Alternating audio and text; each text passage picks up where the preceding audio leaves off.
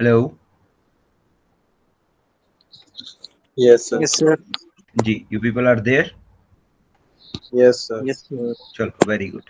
यार देखो, रिक्वेस्ट किया आप लोगों से, मैं इस तरह भी आप लोगों से थोड़ा सा लीनियंट हो जाता हूँ कि चलो आप लोगों को इतनी लंबी ब्रेक भी दे दी, लेकिन जितनी देर फिर इधर होते हो, आई कंप्लीटली एग्री कि आप सोचते हो कि यार बाद में रिकॉर्डिंग सुन के पढ़ लेंगे, बट बिलीव करो बाद में रिकॉर्डिंग सुन के उतना नहीं आता जितना जब आप फर्स्ट टाइम पढ़ रहे होते हो तो चीजें जहन में आती हैं क्वेश्चन पूछने के लिए।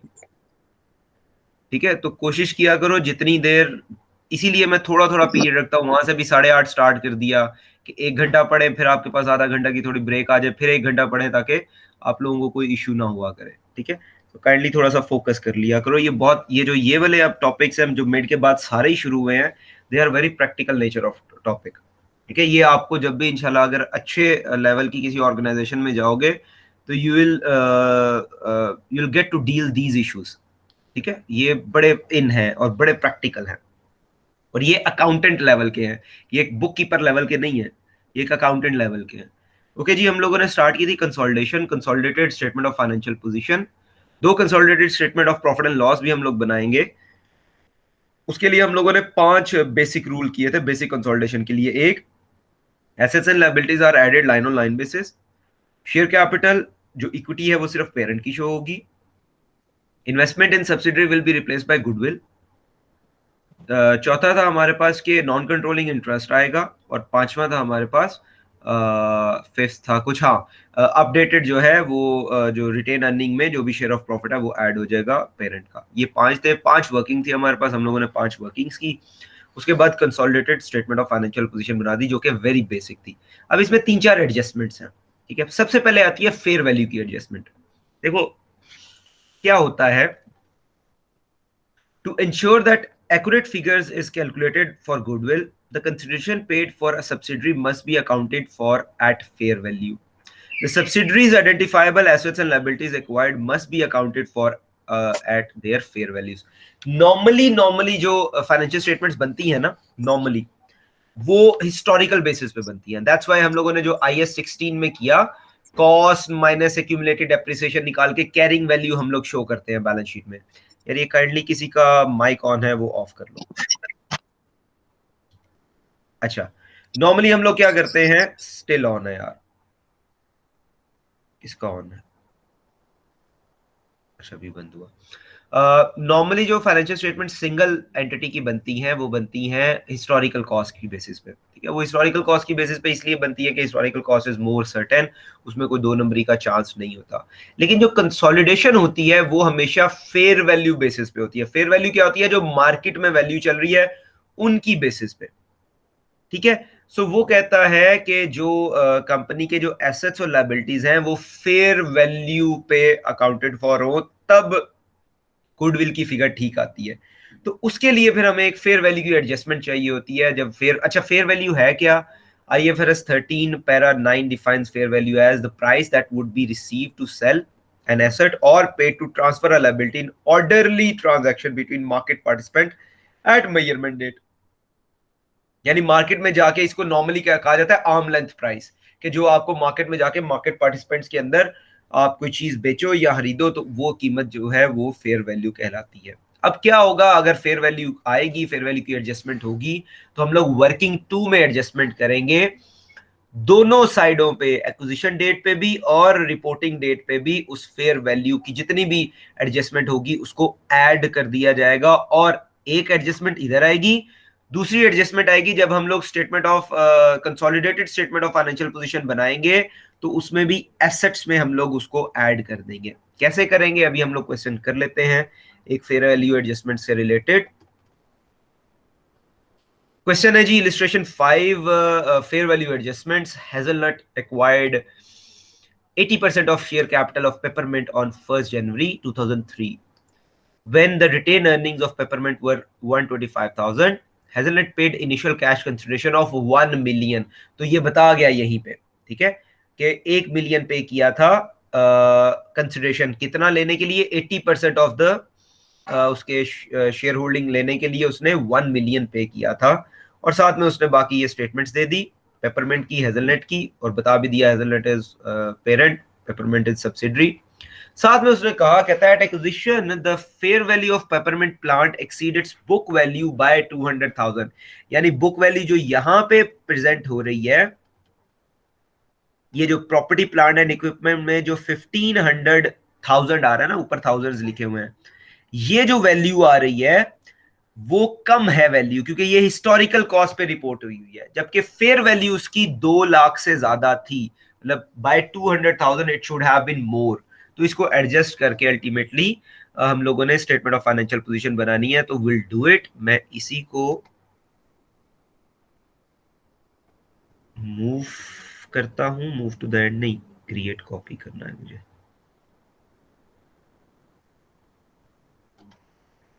ठीक है जी, और ये आ गई हमारी रीनेम। ये इलिस्ट्रेशन कितनी है? ये इलिस्ट्रेशन है हमारी इलिस्ट्रेशन 5। जो इलिस्ट्रेशन इनमें मैं नहीं करवाता उसका मतलब ये होता है वो कवर होगी हुई है और वो आपने खुद करनी है for the practice, for the sake of practice. ठीक है, उसका मतलब ये नहीं होता कि नहीं करने वाली, वो आपने खुद से करनी होती है। अच्छा जी, अब क्या हो जाएगा हमारे पास, इसको मैं कर देता हूं खत्म, डिलीट कर देता हूं। ये तो सारी ही डिलीट हो जाएगी हमारी।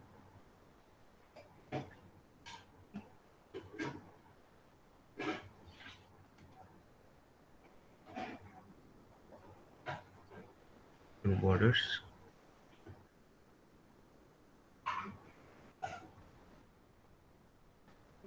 नो बॉर्डर्स,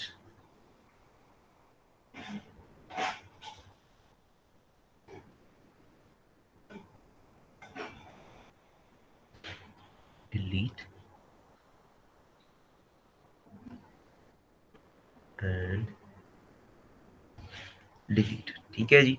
अच्छा, अब क्या हुआ, हमारे पास दो कंपनीज हैं, एक आ गई हेजलनेट, तो मैं एच लिख देता हूं, acquired 80% of shares for 1 million, तो मैं यहां पे लिखता हूं for 1 million dollar in peppermint P, peppermint में, don't confuse it with parent.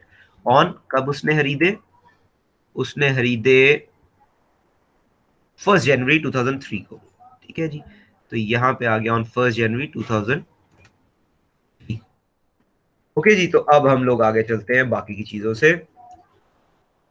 दूसरी वर्किंग हमारी होती है नेट एसेट्स फाइंड आउट करने की। नेट एसेट्स में हम लोग सिर्फ सब्सिडरी की जो है वो इक्विटी देखते हैं। तो उसने हमें दे दिया share capital of subsidiary on reporting date.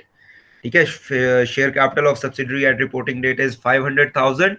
तो शेयर कैपिटल 500,000 है, मैंने यहाँ पे लिख दिया। 500 लिखा हुआ है लेकिन ऊपर थाउजेंड है, तो मैं इसको थाउजेंड नहीं लेके चलता हूँ।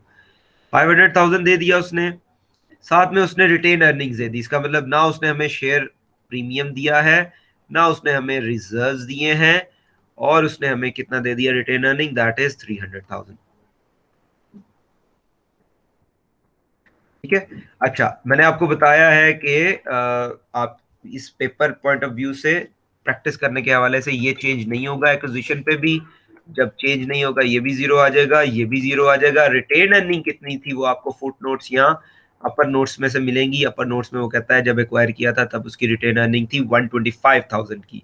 सो आई राइट इट ओवर हियर 125,000। ठीक है जी, ये आ गया। अब इसमें हम लोग क्या करेंगे, इसमें एक लाइन ऐड कर देते हैं हम लोग।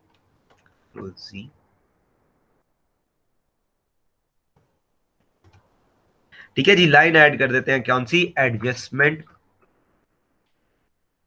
For fair value of plant. ठीक है जी, fair value of the plant. अब वो क्या कहता है, वो कहता है देखो अगर ये फेयर वैल्यू पे नहीं आएंगी वैल्यूज उसके नेट एसेट्स की, तो फिर गुडविल की कैलकुलेशन जो है प्रॉब्लम करेगी। फिर गुडविल जो है वो कम कैलकुलेट होगी। ठीक है, गुडविल कम कैलकुलेट नहीं होगी, sorry, net assets of subsidiary. अगर लेट्स सपोज ये देखो, नेट एसेट्स ऑफ सब्सिडरी अभी उसके बन रहे हैं एक्विजिशन पे 625 के, जो कि वो बता रहा था कि उसकी जो फेयर वैल्यू है वो बनती है 825 की बाय एडिंग 200,000।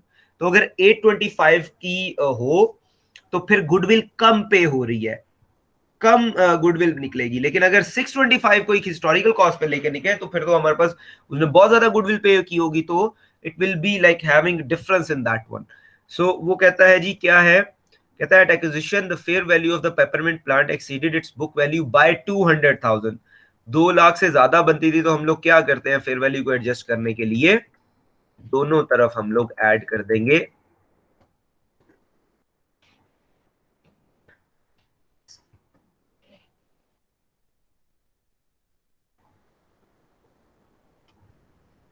दोनों तरफ हम लोग ऐड कर देंगे 2 लाख 2 लाख इधर भी।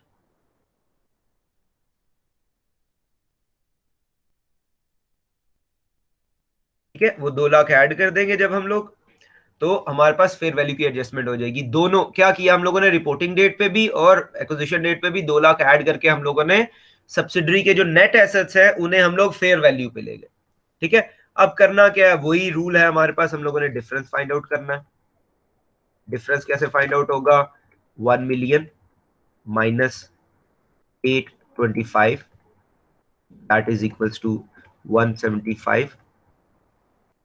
ये 175 का पेरेंट्स पेरेंट्स जो है वो शेयर, पेरेंट्स शेयर कितना आ जाएगा 80%, क्योंकि पेरेंट्स ने 80% लिया हुआ है। तो मैं अब पेरेंट नहीं लिखता, मैं एक और काम करता हूँ, मैं इधर हेजलनट लिखता हूँ ताकि आप लोगों को हेजलनट शेयर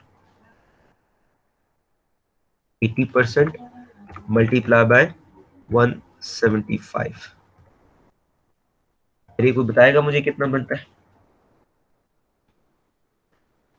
और इसी तरह दूसरा जो है पेपरमेंट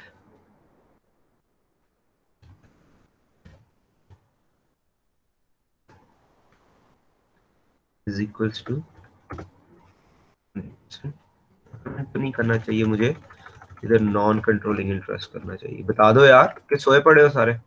1,40,000। 1,40,000, 1,40,000 उसका हो गया, और 20% multiply by 175,000 that would have been 25 definitely. बाकी का 25 उसी का होगा, 25 होगा 35 होगा 35 होगा।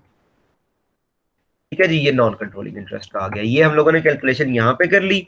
अब बाकी नॉर्मल तरीके से हमारी चलेंगी।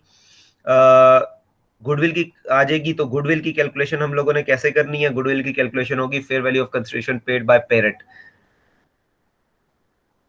कितनी है उसने ऊपर हमें बताया हुआ है कि 1 मिलियन का खरीदा, बिल्कुल स्टार्टिंग पे ये देखो, hazelnut acquired 80% of shares of for $1 million in P. तो हमारे पास ये 1 बिलियन कंसिडरेशन आ गई।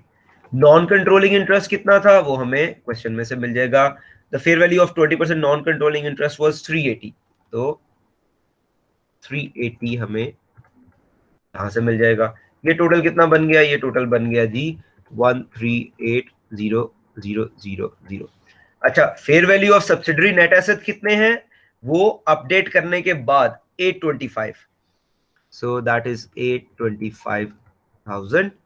सो ये हमारे पास कितना आ जाएगा, that will be equals to this minus this.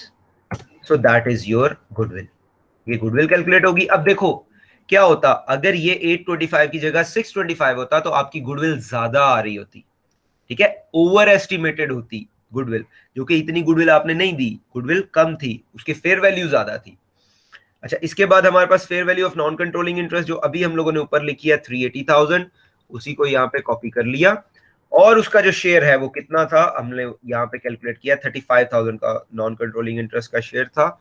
सो 35,000 मैंने यहाँ पे लिखा, तो ये मेरे पास कितना आ गया, दिस विल बी 415। ठीक है जी। अच्छा, उसके बाद हमारे पास पेरेंट की जो है रिटेन अर्निंग्स वो कितनी हो जाएंगी, fair value of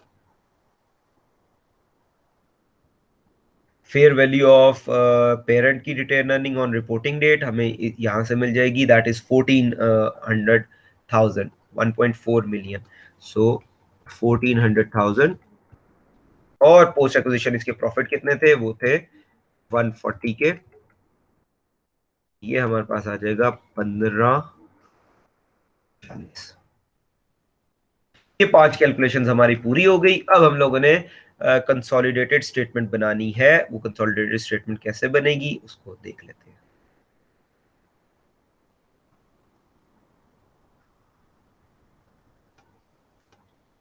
consolidated statement of financial position on 31 दिसंबर 2004।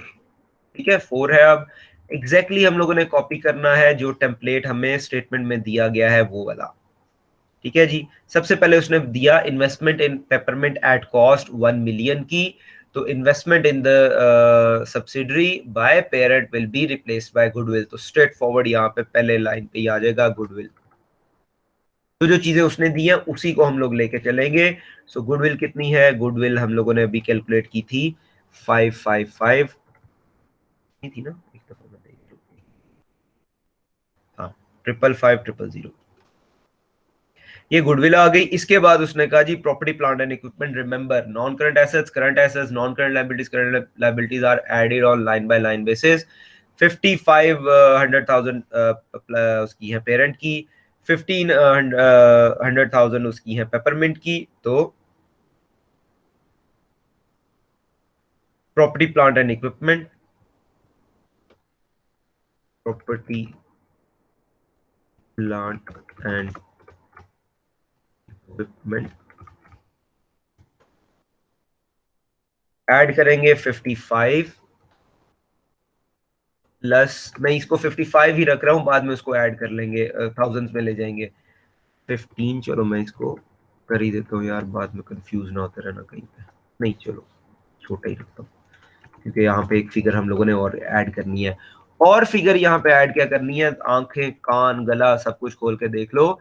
एक फेयर वैल्यू की एडजस्टमेंट जो है वो यहाँ पे आती है इस वर्किंग में, और दूसरी फेयर वैल्यू की एडजस्टमेंट हमारी यहाँ पे आएगी। तो 200 इसलिए लिख रहा हूं कि ये थाउजेंड्स में है। ठीक है, तो इनको जब ऐड किया हम लोगों ने सारी चीजों को, तो हम हमारे पास यहाँ पे आ जाएगा। मैं यहाँ पे ऐड कर देता हूँ, पूरी पूरी फिगर्स के साथ फिर ऐड करता हूँ। ये 55,100,000 आ जाएगा, प्लस 15,100,000 आ जाएगा, प्लस 200,000 आ जाएगा, जो हमारा फेयर वैल्यू की एडजस्टमेंट है। तो वो यहाँ पे आएगी और लाजमी आएगी, ये भूलना नहीं। अक्सर स्टूडेंट्स यहाँ पे वर्किंग टू में तो एडजस्टमेंट कर देते हैं, यहाँ पे भूल जाते हैं, तो ये करना है। इसको मैं स्टार भी लगा देता हूं ताकि आप लोगों को याद रहे। अच्छा, उसके बाद उसने हमें दे दिया, अच्छा ये टोटल नॉन करंट एसेट्स हो गए, तो मैं इनको आउटर कॉलम में ले जाता हूं। दिस प्लस दिस, एंटर किया, तो ये हमारे पास टोटल नॉन करंट एसेट हो गया।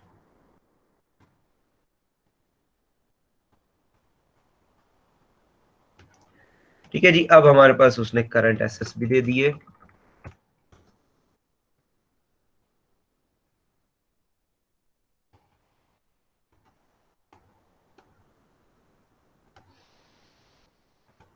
अच्छा जी, करंट एसेट्स में वो हमें क्या बता रहा है? कहता है इन्वेंट्री है। इन्वेंट्री कितनी है? 550 की और 100 की, तो लाइन ऑन लाइन बेसिस पे ऐड हो जाएगी। सो इन्वेंट्री, इन्वेंट्री है कितनी है जी? इन्वेंट्री, इन्वेंट्री है हमारे पास 550 और 100,000। 550,000 प्लस 100,000, ये बन गई कितनी? 650,000। के बाद रिसीवेबल्स,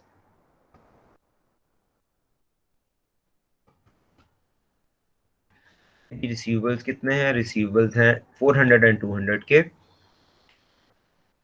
400,000 प्लस 200,000, ये बन जाएंगे 600,000। ठीक है, उसके बाद आ गया कैश है।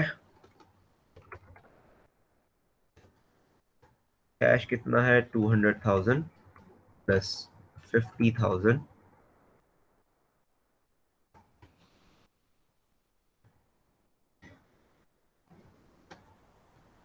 तो ये कितना बन गया? 250,000। इसको आउटर कॉलम में ले जाते हैं,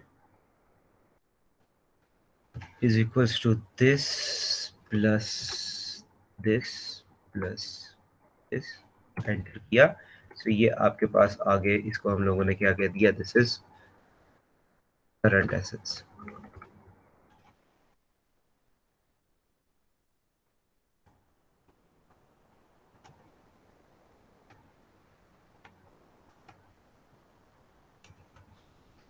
ठीक है, टोटल एसेट्स हमारे पास कितने हो गए,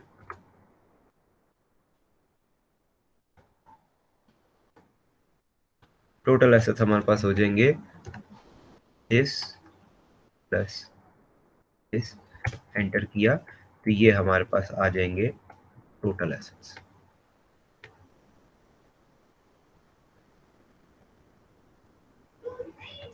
ठीक है जी, अब दूसरा पार्ट शुरू करते हैं। दूसरा पार्ट क्या है, दूसरा पार्ट है शेयर कैपिटल का। शेयर कैपिटल से किसका, सिर्फ शेयर कैपिटल, सिर्फ जो है वो पेरेंट का, दैट इज 200,000। ठीक है, सो 200,000 हमारे पास यहाँ पे आ जाएगा उसका पेरेंट का। रिटेन अर्निंग्स सिर्फ पेरेंट की, ठीक है, रिटेन अर्निंग्स सिर्फ पेरेंट्स की, और वो कौन सी रिटेन अर्निंग्स, वर्किंग 5 वाली। सो वर्किंग 5 से हम लोग अगर लेके आए तो दिस इज 154 4 टाइम 0, 154,0,0,0,0। इसको आगे हम लोगों ने ट्रांसफर किया is equals to this plus this, enter किया तो दिस इज और बेसिकली इक्विटी। ठीक है, टोटल इक्विटी ऑफ हेजलनट। उसके बाद यहाँ पे हमारे पास एक ऐड हो जाएगा नॉन कंट्रोलिंग इंटरेस्ट का लाइन, और वो कितना होगा जी, वो होगा यहां से उठाएंगे हम लोग जो वर्किंग 4 का आएगा। वर्किंग 4 का था 41,415,000। इसके बाद हमें उसने क्या दिया है, नॉन करंट लाइबिलिटीज दी हैं, लाइन ऑन लाइन बेसिस पे ऐड हो जाएंगी। सो मैं यहां लिख देता हूं नॉन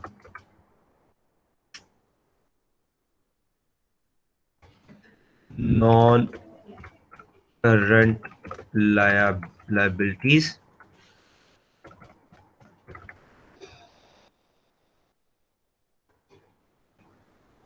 ठीक है जी, लाइन ऑन लाइन बेसिस पे ऐड कर देते हैं उनको। कितनी कितनी है, वो हैं 3 मिलियन की और 400,000 की। ठीक है, सो 3 मिलियन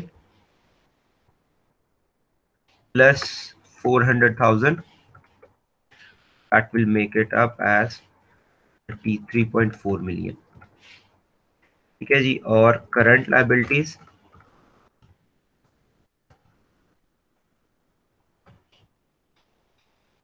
करंट लाइबिलिटीज को भी लाइन ऑन लाइन बेसिस पे ऐड कर देना है हम लोगों ने। दैट इज 1250 एंड 650, 1250,000 प्लस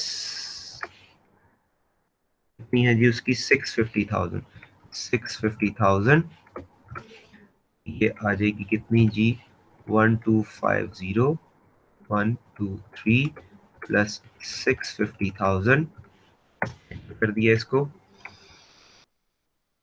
1.9 की आ गई। और ये हमारे पास यहाँ पे इसको ऐड किया और करंट और नॉन करंट को ऐड किया तो हमारे पास आ जाएंगी लाइबिलिटीज, ये टोटल लाइबिलिटीज भी। ठीक है, इसको मैं लिख देता हूँ टोटल लाइबिलिटीज।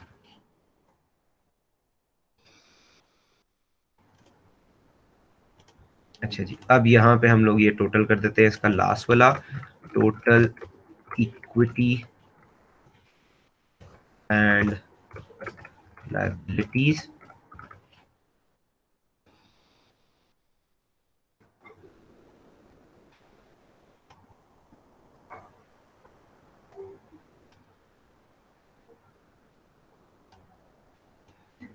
तो वो कौन सा हो जाएगा, this will be this plus this plus this, enter किया, so we get the same answer as we have total assets का, और इसको भी हम लोग डबल लाइन कर देते हैं। ठीक है, this is how consolidation is done. ठीक है जी। अच्छा, अब ये थी पहली एडजस्टमेंट, छोटी सी एडजस्टमेंट थी फेयर वैल्यू की। हमारी टोटल 3 या 4 एडजस्टमेंट्स होनी है। इसके बाद आती है दूसरी एडजस्टमेंट। दूसरी एडजस्टमेंट क्या होगी इसमें, नेक्स्ट जो होती है वो आती है बेसिकली करंट अकाउंट की एडजस्टमेंट। करंट अकाउंट की एडजस्टमेंट आती क्यों है, जब इंट्रा ग्रुप ट्रेडिंग होती है, यानी या तो पेरेंट जो है सब्सिडरी के साथ ट्रेड कर रहा है, या पेरेंट सब्सिडरी से चीजें खरीद रहा है, या सब्सिडरी पेरेंट से चीजें खरीद रही है। ठीक है, तो उसके लिए रूल क्या होता है, parent and subsidiary may well trade with each leading to the following potential issues to be dealt with: receivables and payables in parent and subsidiary that effectively cancel each other out। तो क्या होगा फिर अगर parent ने subsidiary से कुछ पैसे लेने हैं या सब्सिडरी ने पेरेंट से कुछ पैसे लेने हैं, तो वो क्या हो रहा होगा कि अगर तो समझ लें पेरेंट ने सब्सिडरी से कुछ पैसे लेने हैं, तो वो पेरेंट के रिसीवर्स में आ रहे होंगे और सब्सिडरी के पेबल्स में आ रहे होंगे, एंड वाइस वर्सा। अगर पेरेंट ने सब्सिडरी के कुछ देने होंगे तो वो पेरेंट की नॉन करंट लाइबिलिटीज में आ रहे होंगे और सब्सिडरी की करंट एसेट्स में आ रहे होंगे। तो अब होता क्या है, हम तो करंट एसेट्स और करंट लाइबिलिटीज को line on line basis add कर देते हैं। तो ये तो नहीं हो सकता कि मैंने मेरी राइट पॉकेट ने मेरी लेफ्ट पॉकेट से पैसे लेने हैं। This is not a like कोई लॉजिकल चीज नहीं बनती। जब मैं सारे पैसों का इकट्ठा हिसाब करके रखता हूँ, या तो मैं रखा करूं कि मेरी जो राइट पॉकेट में पैसे हैं वो किसी और के हैं, लेफ्ट पॉकेट में पैसे हैं वो किसी और के हैं, लेकिन मैं जब शाम को इकट्ठा हिसाब करता हूं तो दोनों पॉकेट से पैसे निकाल के इकट्ठा हिसाब करता हूँ कि आज मेरे पास पैसे कितने हैं शाम को, तो वो तो मैं इकट्ठा ही हिसाब करूंगा, वो तो अलग अलग नहीं करता।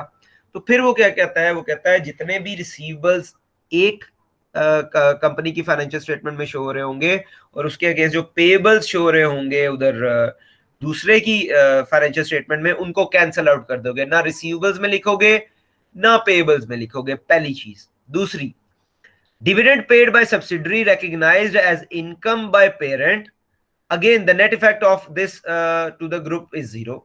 तो कोई भी डिविडेंड वगैरह, कोई भी इनकम जो पेरेंट ने कमाई होगी किससे, सब्सिडरी से, वो भी नलीफाई कर देंगे। अनरियलाइज प्रॉफिट्स, ये इंशाल्लाह हम लोग नेक्स्ट क्लास में इसकी एडजस्टमेंट करेंगे, अनरियलाइज प्रॉफिट्स की ये कैसे होती है। On sale of inventory between the parent and the subsidiary will also be made, वो कैसे होगी वो इंशाल्लाह हम लोग करेंगे। अभी के लिए सिर्फ ये होगा कि हम लोग करंट अकाउंट्स जो हैं, जो आपके करंट अकाउंट्स है जिसे जो रिसीवेबल्स और पेएबल कहते हैं, उनको कैंसिल आउट करने की एडजस्टमेंट देखते हैं। If parent and subsidiary trade with each other, then this will probably be done on the credit leading to receivables current account in one company's SOFP, ये जो मैंने पहले explain किया, payables current account in the other company's SOFP। These amounts should not be consolidated because the group would end up with the receivables to itself and payable to itself। They are therefore cancelled against each other on consolidation। जब consolidation करनी है तो उन्हें ना वो payables में आएंगे ना वो receivables में आएंगे। ठीक है जी। तो ये क्वेश्चन है, ये हम लोग करेंगे, बल्कि इसको कर लेते हैं, अनरियलाइज प्रॉफिट को फिर नेक्स्ट टाइम स्टार्ट करेंगे। हाँ, इसको करते हैं, इस क्वेश्चन को एक डिटेल क्वेश्चन है, उससे पहले मैं इसकी रीडिंग, इलिस्ट्रेशन 6 है तो कॉपी कर लेते हैं।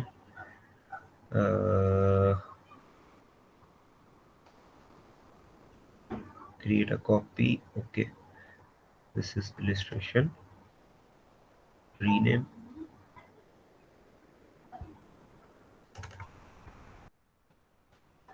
illustration 6।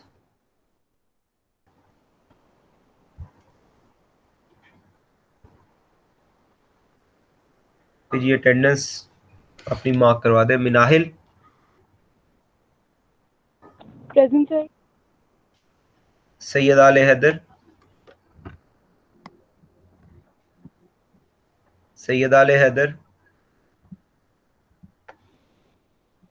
Mohammad Daniyal Jamil, Present, sir.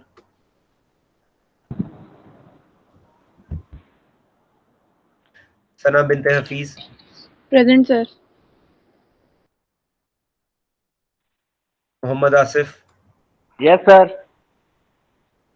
Saad Arshad, Present, sir. Iman Waseem, Present, sir. Ibtisam Ahmed, Present, sir. Mohammad Shabbir, Present, sir.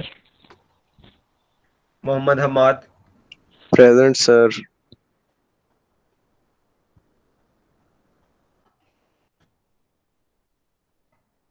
Okay so let's do illustration 6 current account की एडजस्टमेंट के साथ फिर हम लोग आज का लेक्चर जो है वो क्लियर कर देंगे। इसको मैं डिलीट कर दूं, इसको भी डिलीट कर देता हूं मैं।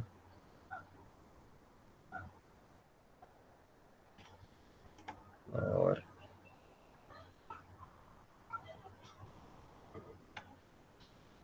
इस सारे को डिलीट कर देता हूं।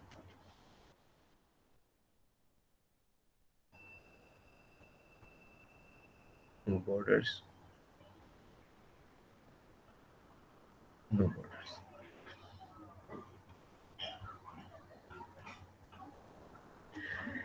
ओके जी, सो क्वेश्चन में क्या कहता है, लेट्स रीड द क्वेश्चन। कहता है statement of financial position of P and S as 30th June 2008 are given below. उसने स्टेटमेंट्स दे दी। अब नीचे पढ़ते हैं जी, नीचे फुट नोट्स में क्या कहता है। कहता है P acquired 75% of S, P acquired 75% of S on 1st July 2005 when the balance of S retained earnings was 1150, P paid 35,000 for its investment in the share capital of S। ठीक है, तो पहली लाइन हमें जो चाहिए वो हमें मिल गई। P acquired 75% of shares for कितने के खरीदे जी? P paid 35,000 तो 3500 के उसने खरीदे।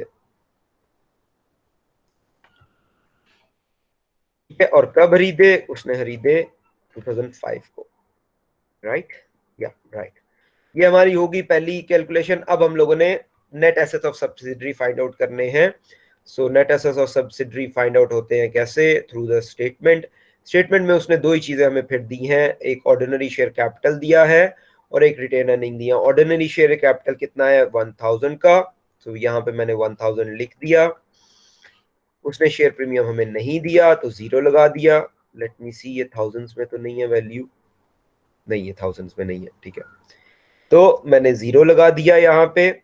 उसके बाद रिजर्व्स भी नहीं है तो रिजर्व्स के लिए भी 0 लगा दिया। जो जो चीजें होंगी वो आप लगा देंगे। अब हमारे पास नहीं है, हमारे पास सिर्फ ऑर्डिनरी शेयर और रिटेन अर्निंग्स है। रिटेन अर्निंग्स कितने की है? 3150 की। सो 3150 यहाँ पे लगा दिया, 3150। अच्छा, आई टोल्ड यू के तरीकाकार क्या है। पहली तीन चीजें रिटर्न अर्निंग से ऊपर ऊपर जो होती हैं, that will not change, that will B same. तो उसको मैंने एज इट इज कॉपी कर लिया।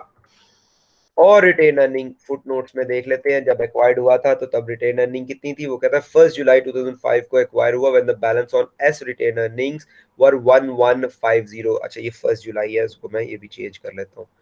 सो 1150 और एक्वायर कब हुआ? ऑन 1 जुलाई। ठीक है जी, इसके बाद देखते हैं हम लोग कोई फेयर वैल्यू की एडजस्टमेंट तो नहीं है। वो कहता है, अच्छा ये बता दिया, कहता है at reporting date P recorded a payable of 400 to S. इसका मतलब ये करंट अकाउंट की एडजस्टमेंट है। ये 400 पेएबल्स में से भी जाएगा और रिसीवेबल्स में से भी जाएगा। At the end of the acquisition, at the date of the acquisition, it was determined that S lands carried at cost of 2500 had a fair value of 3750। अब देखो ये थोड़ा सा नोट करने वाली चीज है कि उसकी लैंड की वैल्यू थी 2500 की, बट उसकी फेयर वैल्यू थी 3750 की। तो हम लोगों ने सिर्फ डिफरेंस देखना होता है कि कितने से ज्यादा है, उसको एडजस्ट करना है। तो एक तो डिफरेंस आ गया हमारे पास ये वाला एडजस्टमेंट फॉर फेयर वैल्यू। वो कौन सी होगी? एक तो डिफरेंस आ गया 37 3750 माइनस 2500, ये कितना है? ये बन जाएगा 1250।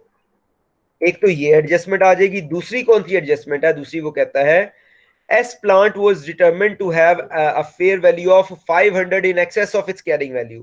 तो वो उसने डिफरेंस खुद ही कैलकुलेट करके हमें दे दिया।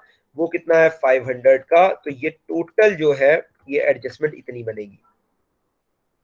एक एडजस्टमेंट तो बन जाएगी लैंड की, ये वाली लैंड की एडजस्टमेंट है जो कि 1250 है, और ये वाली एडजस्टमेंट जो है 500 की, ये बन जाएगी उसकी प्लांट की, और टोटल ये बन गया 1750। ठीक है जी, 1750। एक हमारे पास ये आ गया, इसको मैं स्टैरिक कर देता हूं, और एक हमारे पास ये आ गई, ये उसकी है, तो मैं यहाँ पे लगा देता हूं एक स्टैरिक। ये लैंड की फेयर वैल्यू है, वाइल जो टू स्टैरिक है वो प्लांट की फेयर वैल्यू। ओके जी, तो ये हमारे पास 1750 से एडजस्टमेंट होनी है। सो 1750 दोनों तरफ एडजस्ट कर देंगे हम लोग। 1750 दोनों तरफ एडजस्ट कर दिया। टोटल कर देते हैं जी, इसका सम अप कर देते हैं। एंटर कर दिया, इधर भी इक्वल डाला, सम किया, एंटर कर दिया। डिफरेंस ले लेंगे दोनों का। डिफरेंस कितना है? सेम अप्रोच है जो हम लोग करते आ रहे हैं, बस छोटी छोटी एडजस्टमेंट्स बीच में आती हैं। 59 minus 39, that is equal to 2000। अब इस 2000 में जो पीज का शेयर है, पीज शेयर, वो कितना होगा? That will B 75% multiply by 2000, that would be $1500। और एस नहीं, नॉन कंट्रोलिंग इंटरेस्ट, एस नहीं हम लोग डाल सकते इधर। नॉन कंट्रोलिंग इंटरेस्ट का जो शेयर होगा, क्योंकि नॉन कंट्रोलिंग में हमें नहीं पता कौन कौन शामिल है, तो that is 25%, and that is multiplied by 2000, and that is equals to $500। ये कैलकुलेशन हो गई। उसके बाद नॉर्मल है, और कोई कैलकुलेशन नई नहीं होनी, वही पुरानी है। Fair value of the consideration paid by the parent, वो कितनी है वो हम लोगों ने ऊपर लिख ली हुई है। वो थी 3500 उसने पे किया था, तो आई राइट इट ओवर है $3500। नॉन कंट्रोलिंग इंटरेस्ट कितना था? नॉन कंट्रोलिंग इंटरेस्ट उसने यहाँ पे दिया होगा, द फेयर वैल्यू ये है, the fair value of non controlling interest is 1100, so I'll put it over here 1100।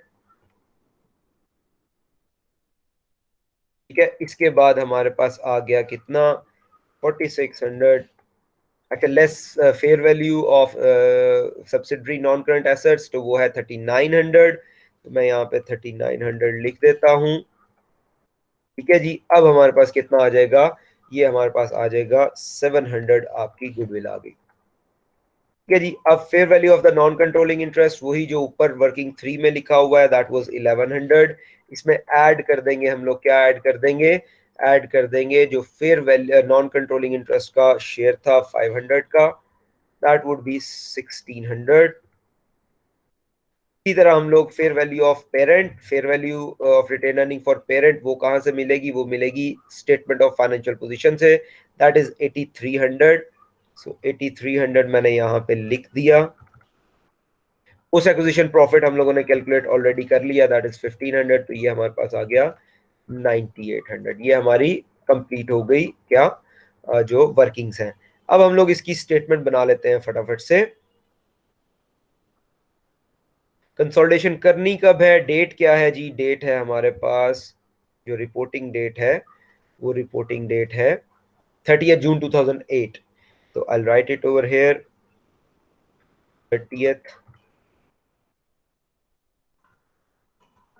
30 June 2008।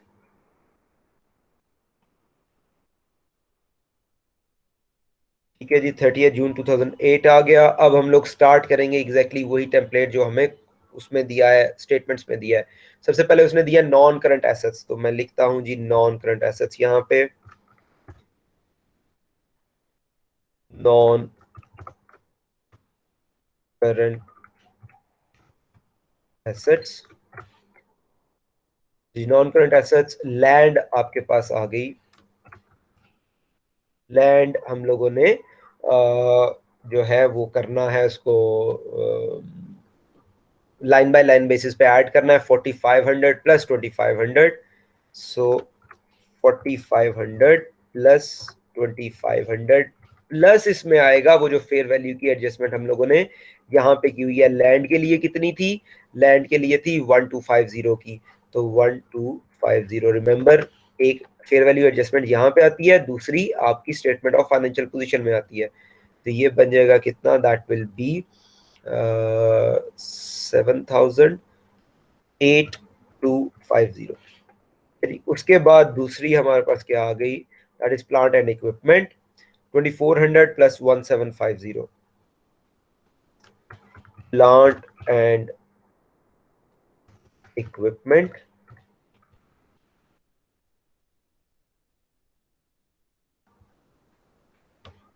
Plant and equipment में कितना आ जाएगा जी? That will be 2400 plus 1750, 2400 plus 1750, और इसमें प्लस हम लोग क्या कर देंगे, जो प्लांट की फेयर वैल्यू थी वो थी 500 की।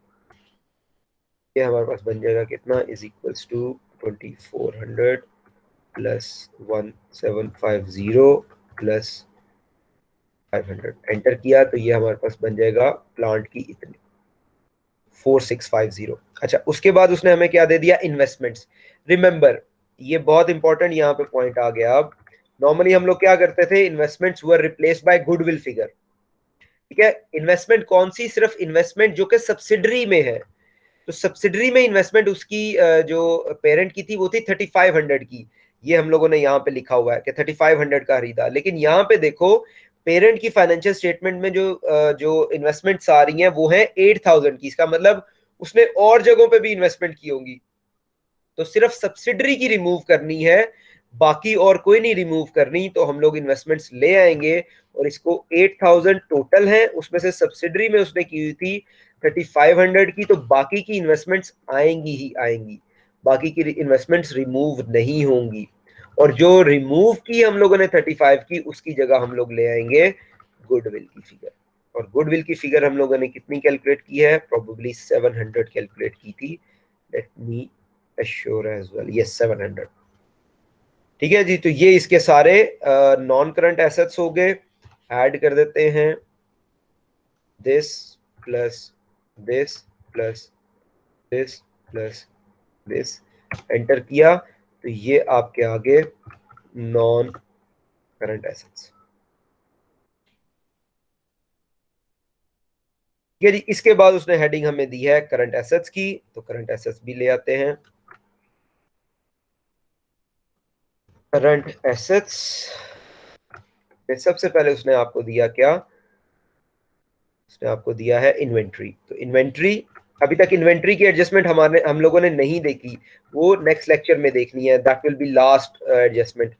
इन्वेंट्री को हम लोगों ने लाइन ऑन लाइन बेसिस पे ऐड कर देना है।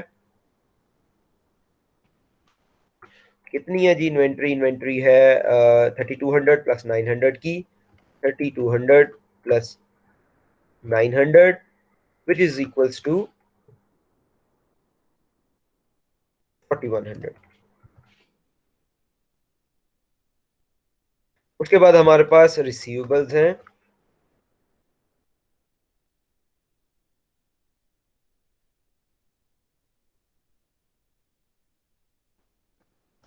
अच्छा जी, रिसीवेबल्स को लाइन ऑन लाइन बेसिस पे ऐड करना है, तो रिसीवेबल्स कितने हैं? 1400 प्लस 650, सो 1400 प्लस 650। अब देखो यहाँ पे रिसीवेबल्स में करंट अकाउंट की एडजस्टमेंट है। क्या कहता है? कहता है at the reporting date P recorded a payable to S 400, चाहे पी के ए के तरफ निकल रहे हो, चाहे ए के पी के चाहे एस की तरफ निकल रहे हो, चाहे एस के पी की तरफ निकल रहे हो, मतलब पेरेंट के चाहे सब्सिडरी की तरफ निकल रहे हो पैसे, या सब्सिडरी के पेरेंट की तरफ निकल रहे हो, जो भी फिगर होगी वो आप कंसोलिडेटेड स्टेटमेंट में रिसीवेबल्स में से भी माइनस कर देंगे और पेबल्स में से भी माइनस कर देंगे, इररिस्पेक्टिव के सब्सिडरी ने पेरेंट के देने हैं, पेरेंट ने सब्सिडरी के देने हैं। ठीक है, सो दिस विल बी कितना बन जाएगा, दैट विल बी 1650 बन जाएगा। ये थर्ड एडजस्टमेंट है हमारी, जो थर्ड एक नई इलिस्ट्रेशन में हम कर रहे हैं। और बाकी हमारे पास कैश आ गया, कैश भी लाइन ऑन लाइन बेसिस पे ऐड हो जाएगा। That is how much, cash नहीं बैंक है 600 plus 150, so I'll write it over here, bank 600 plus 150, that is 750। ठीक है, सो टोटल हमारे पास आ गया ये current assets, this plus this plus this, enter किया, so this is current assets.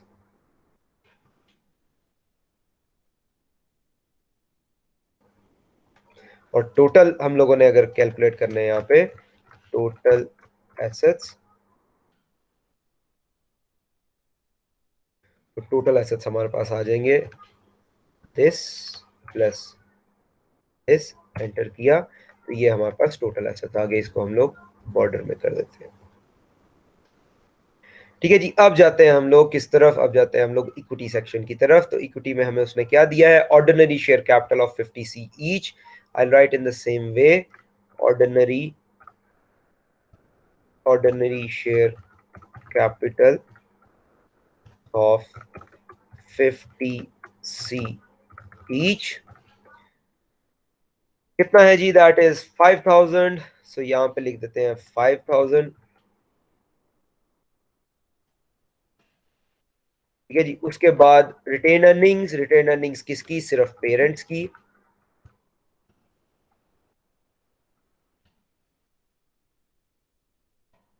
और कौन सी वाली, जो वर्किंग 5 से हमारे पास आई है, वो है 9800 की। 9800 की इसको बाहर फॉरवर्ड कर देते हैं, तो दिस विल बी 14800। और इसको हम लोग क्या कहेंगे, इसको कहेंगे टोटल इक्विटी ऑफ,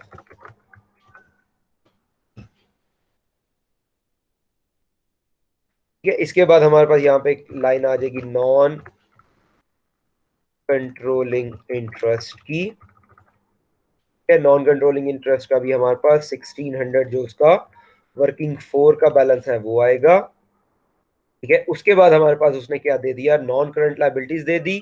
कितनी दी है, 4000 plus 500। So non current liabilities,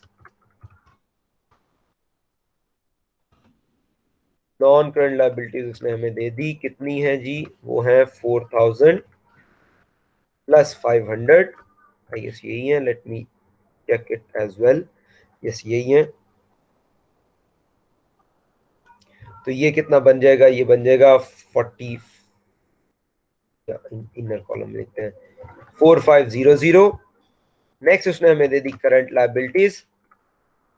remember, याद रखना, जो हम लोगों ने करंट अकाउंट की एडजस्टमेंट की थी, रिसीवेबल्स में से 400 माइनस किया था, अब पेबल्स में से भी 400 माइनस होगा। पेबल्स करंट लायबिलिटीज का पार्ट होता है। 2800 प्लस 1300, 2800 प्लस 1300 माइनस 400। ये 400 वही वाला है जो हम लोगों ने, इसको मैं ट्रिपल स्टैरिक लगा देता हूं, ये 400 वही वाला है जो यहां से भी माइनस हुआ है, और ये करंट अकाउंट का है,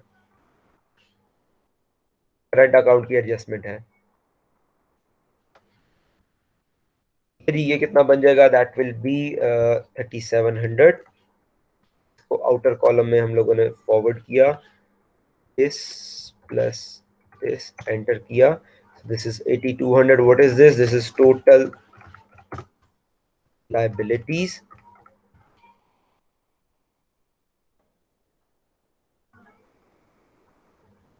ठीक है, और यहां पे हमारे पास आ जाएगा total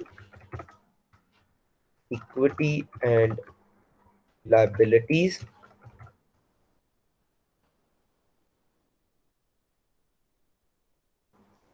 is equals to this plus this, enter किया, So we get the same answer as we got here. See, total of assets is equals to total of equity plus liability. यहां तक हम लोगों ने 3 एडजस्टमेंट कर ली. I'll quickly wrap up all these things. Basic consolidation क्यों करते हैं? क्योंकि जब ग्रुप स्टेटमेंट्स बनती हैं तो पेरेंट का कंट्रोल होता है सब्सिडरी पे. तो IFRS 10 कहता है कि जब पेरेंट का कंट्रोल है सब्सिडरी पे तो for the decision making of the share holder को कंबाइंड फिगर दिखाओ. उसमें 5 वर्किंग होती हैं बेसिक कंसोलिडेशन में. वर्किंग 1 में हम लोग सिंपल स्ट्रक्चर बताते हैं. वर्किंग 2 में net assets of subsidiary. Working 3 में गुडविल. वर्किंग 4 में नॉन कंट्रोलिंग इंटरेस्ट का अपडेटेड फिगर्स. वर्किंग 5 में पेरेंट की रिटेन अर्निंग की अपडेटेड फिगर. जब ये हो गया उसके बाद जो पहली एडजस्टमेंट हम लोगों ने डील की वो थी फेयर वैल्यू एडजस्टमेंट की.